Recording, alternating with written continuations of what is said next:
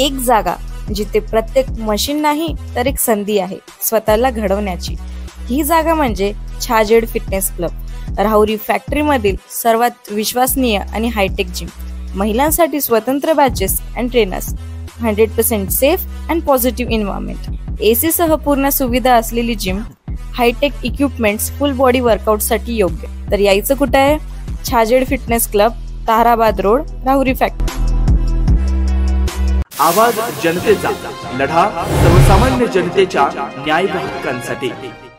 राहुरी शहरात श्री छत्रपती शिवाजी महाराज यांच्या मूर्तीची विटंबना करणाऱ्या आरोपींना तात्काळ अटक करावी आणि बुवासिंद बाबा तालीम व समाज मंदिर तातडीने खुलं करावं या मागणीसाठी शिवप्रेमी व सकल हिंदू समाजाच्या वतीनं आज शुक्रवारी राहुरी नगर परिषदेसमोर उपोषण सुरू करण्यात आलं।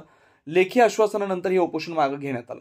राहुल गंगाधर कलापुरी यांच्यासह शिवप्रेमींनी हे उपोषण सुरू केलं होतं। मात्र यावेळी नगर परिषद मुख्याधिकारी विकास लोंढे यांनी श्री छत्रपती शिवाजी महाराज यांच्या मूर्तीची विटंबना प्रकरणी राहुरी पोलीस स्टेशन इथं गुन्हा दाखल असून सदर गुन्ह्याच्या तपासकामी पोलीस निरीक्षक यांच्यामार्फत पुढील कारवाई चालू आहे।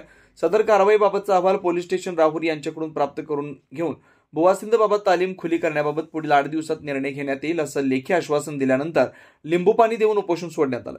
यावेळी युवराज तनपुरे, दीपक शिंदे, शेख शहाबाज, अमोल साळवे, बबन राऊत, प्रवीण सत्रे, आदित्य ठाणगे, महेश कदम, यश तारडे, किरण सत्रे, बबन बर्डे, कृष्णा माळी, संतोष गुंजाळ, अनिकेत गुंजाळ, करण बर्डे, विजय सिनारे, अनिल बर्डे आदी उपस्थित होते।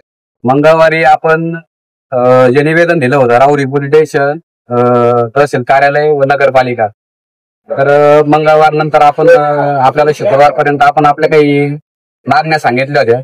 जर त्या मागण्या जर मान्य नाही झाल्या तर आपण शुक्रवारी उपोषणाला बसणार आहोत। सकल हिंदू समाज व सर्व मित्र परिवाराच्या वतीने आपण जे निवेदन दिलं होतं त्यानंतर आपण शुक्रवारी नगरपालिका या ठिकाणी उपोषणासाठी बसलो होतो।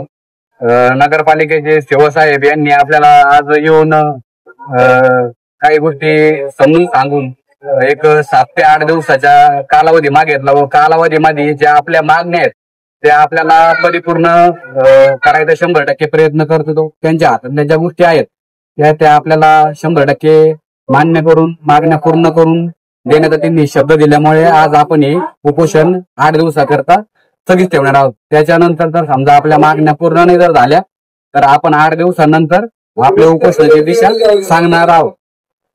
पण आपल्याला हे निवेदन दिलेलं आहे नाही।